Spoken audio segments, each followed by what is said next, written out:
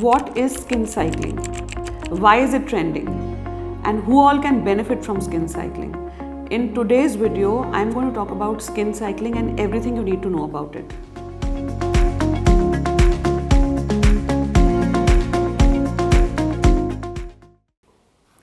Skin cycling is a term coined by dermatologists, and it is basically a nighttime skincare routine.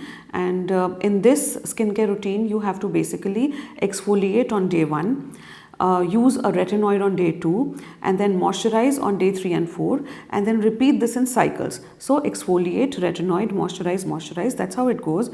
And since it is done in cycles, it is called skin cycling. Let's talk about exfoliation, that is day 1.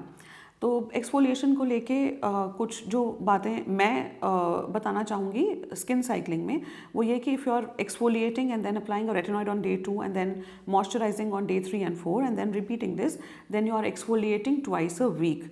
तो ये मुझे थोड़ा ज़्यादा लगा.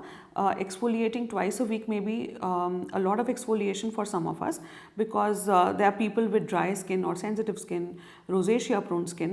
So not everyone would need twice a week exfoliation. For somebody like me, I'm exfoliating only twice in a month. सो ये एक चीज़ है जो यहाँ पे एम्फोसाइज़ करना चाहूँगी कि स्किन साइक्लिंग में हफ्ते में 2 बार एक्सफोलिएशन की ज़रूरत है, जो कि हर किसी को इतना एक्सफोलिएट करने की ज़रूरत नहीं है. Now the day 2 is retinoid. तो रेटिनॉइड अगर आप सेकेंड डे पे लगा रहे हैं और फिर दोबारा से आफ्टर 4 डेज़ लगा रहे हैं, तो आप हफ्ते में 2 बार ही रेटिनॉइड लगा रहे हैं. तो 2 बार रेटिनॉइड लगा रहे हैं तो वो भी काफ़ी कम हो सकता है. If you are able to tolerate retinoid well, तो आप हफ्ते में 4 बार या 5 बार भी रेटिनॉइड लगा सकते हैं. तो हफ्ते में 2 बार काफ़ी कम हो सकता है रेटिनॉइड लगाने के लिए. तो वो भी मुझे लगता है कि एक्सफोलिएट, रेटिनॉइड, मॉइस्चराइज में हफ्ते में 2 बार रेटिनॉइड कम है. एक और इम्पॉर्टेंट चीज़, क्योंकि रेटिनॉइड खुद भी थोड़ा एक्सफोलिएशन करते हैं, तो इसलिए एक सेपरेट एक्सफोलिएशन का डे स्किन साइक्लिंग में होने की उतनी ज़्यादा ज़रूरत हर किसी को नहीं है. तो अब ये सवाल उठता है कि स्किन साइक्लिंग फिर किन लोगों के लिए अच्छी है. तो स्किन साइक्लिंग एक बहुत अच्छी चीज़ हो सकती है for people who are beginners and जिनको स्किन केयर रूटीन के बारे में ज़्यादा नॉलेज नहीं है, तो वो कहीं से शुरुआत करना चाहते हैं, तो फिर वो ऐसा कर सकते हैं कि एक्सफोलिएट करें डे 1 पे, डे 2 पे रेटिनॉइड लगाएं, डे 3 और 4 पे मॉइस्चराइज करें. तो ये अच्छी चीज़ हो सकती है बिगनर्स के लिए, उन लोगों के लिए जिनको स्किन केयर रूटीन के बारे में अभी ज़्यादा नहीं पता है.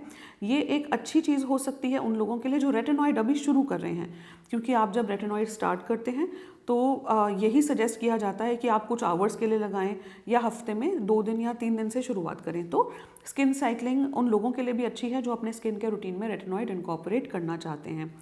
इसके अलावा जैसे डे 3 और 4 में 2 दिन आपको मॉइस्चराइज करने कहा गया है और फिर डे 5 पे आप फिर से एक्सफोलिएट करेंगे.